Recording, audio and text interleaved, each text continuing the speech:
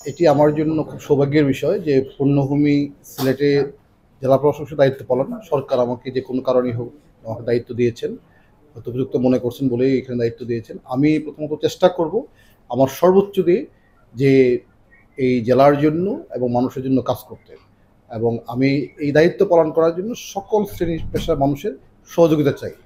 এবং আমি আশা করছি যে সবাই মিলে যখন কাজ করব সেটি অবশ্যই এই সিলেট একটি সুন্দর জেলা পরিণত হবে এবং সকলেই এটার বেনিফিশিয়ারি হবে।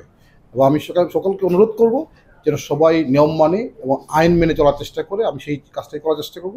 এখানে বেশ কয়েকটা জিনিস আমার প্রায়োরিটি থাকবে।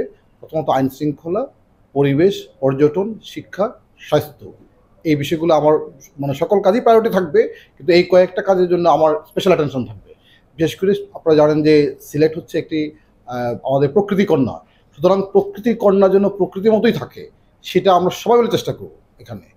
এবং এখানে অবশ্যই ডেভেলপমেন্ট হবে, সবই হবে, কিন্তু সেটা হতে হবে সাস্টেনেবল ডেভেলপমেন্ট, টেকসই উন্নয়ন হবে, যাতে কোনোভাবেই কোনো পরিবেশের ওই ক্ষতি না হয়। সিলেট যেহেতু একটা পর্যটন এলাকা এবং এখানে প্রচুর টুরিস্টরা আসে এবং প্রাকৃতিক সম্পদ রয়েছে, কোনোভাবেই যেন প্রাকৃতিক সম্পদ নষ্ট না হয় সেটা আমাদের খেয়াল রাখতে হবে। এবং এটা শুধু জেলা প্রশাসন বা জেলা প্রশাসক বা সরকারি কর্মকর্তা একা দায়িত্ব নয়, সকল স্টেক হোল্ডার সবার দায়িত্ব পালন করতে হবে।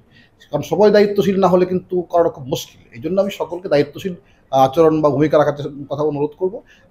আমি আশা করছি যে সবাই মিলে কাজ করলে ইনশাল্লাহ অবশ্যই সেটা খুব ভালো থাকবে এবং আমাদের প্রাকৃতিক সম্পদ ভালো থাকবে, সংরক্ষিত থাকবে, পরিবেশ ভালো থাকবে, একই সাথে আমাদের পর্যটন নিশ্চিত হবে, পাশাপাশি আমাদের ডেভেলপমেন্ট নিশ্চিত হবে। পাথর খেকো যারা তারা কিন্তু খুবই শক্তিশালী, আপনি জানেন।